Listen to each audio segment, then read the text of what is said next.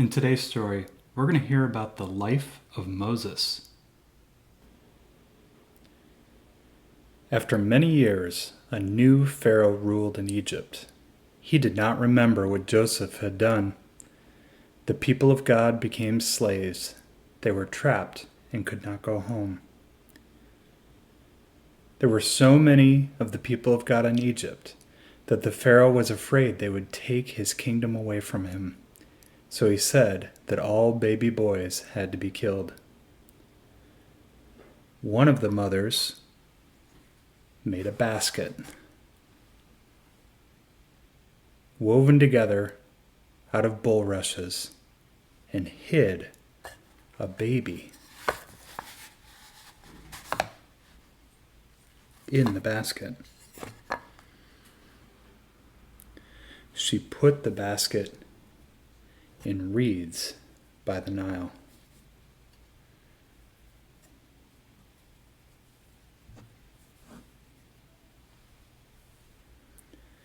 The daughter of the Pharaoh found the basket.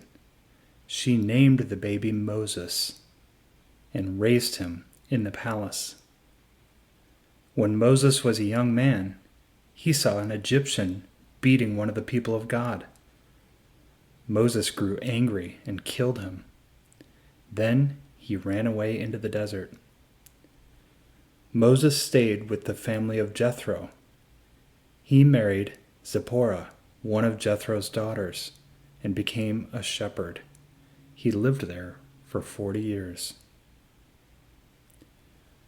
One day, while Moses was taking care of Jethro's sheep, he took them to the mountain of God, Mount Horeb, which is called Sinai.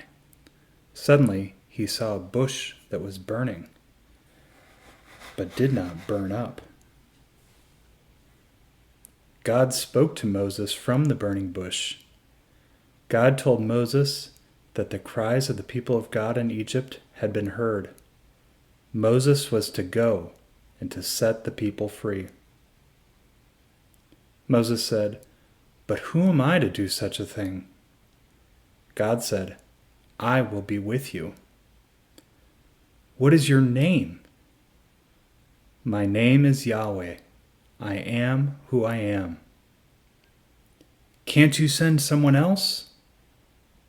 "Aaron, your brother, will go with you. He will speak for you." So Moses went back to Egypt to tell the Pharaoh to let his people go. Moses went many times to see the Pharaoh and to tell him to let God's people go. And many times the Pharaoh said no. Terrible things happened in the land of Egypt. Finally, the Pharaoh said yes. God helped Moses lead the people through the Sea of Reeds when they left Egypt. God pulled back the water on each side, and the people walked through on dry land.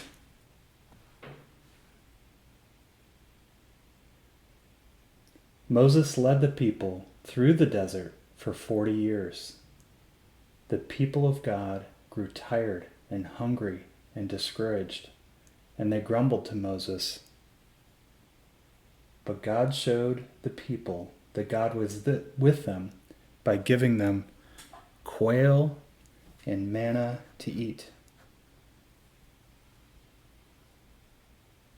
When the people were thirsty from traveling in the desert, they complained to Moses, and Moses talked with God. God told Moses to strike a rock with his staff.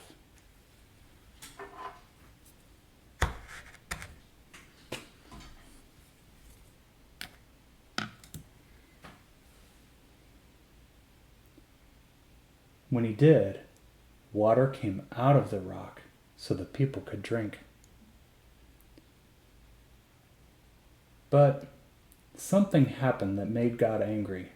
Moses did not keep faith with God in the midst of the people, so God told Moses that he would never enter the promised land.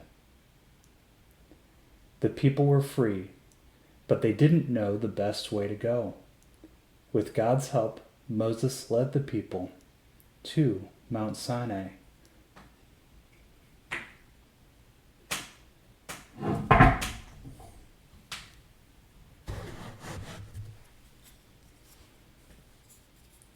Moses went up the mountain to talk to God. He was there a long time. A long time. And the people waited and waited. The people began to think that Moses was never coming back, so they asked Aaron to make them an idol to lead them.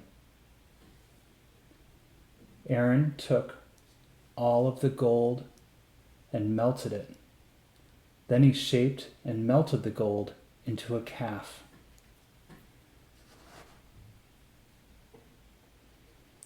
He gave the calf to the people, saying, "Here is your God." And the people built an altar and worshipped the golden calf.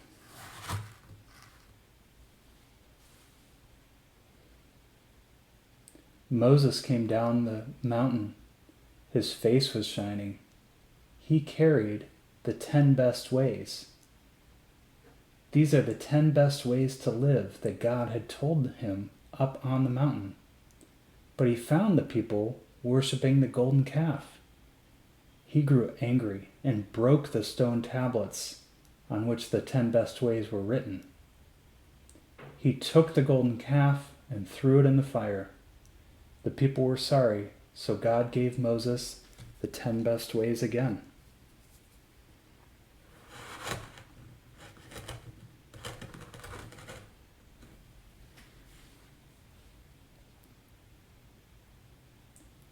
God told Moses to have the people make a special box called an ark to hold the 10 best ways. The box was covered with gold, and it had poles in the sides so the people could carry it with them wherever they went. God told Moses how to make a tent called a tabernacle for the ark. When the people stopped to rest in the wilderness, God's glory filled the tent, and Moses came close to God there. When he came out, his face was shining. After 40 years, they came to another mountain, Mount Nebo. Moses looked over into the promised land from the mountain, and God said, "I will give this land to the people of God, but you will not cross over." Moses died there, and no one knows to this day where he was buried. Now I wonder what part of this story you like best.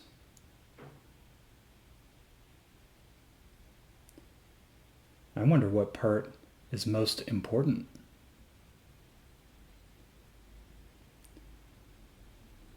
I wonder what it was like to walk through the sea of reeds.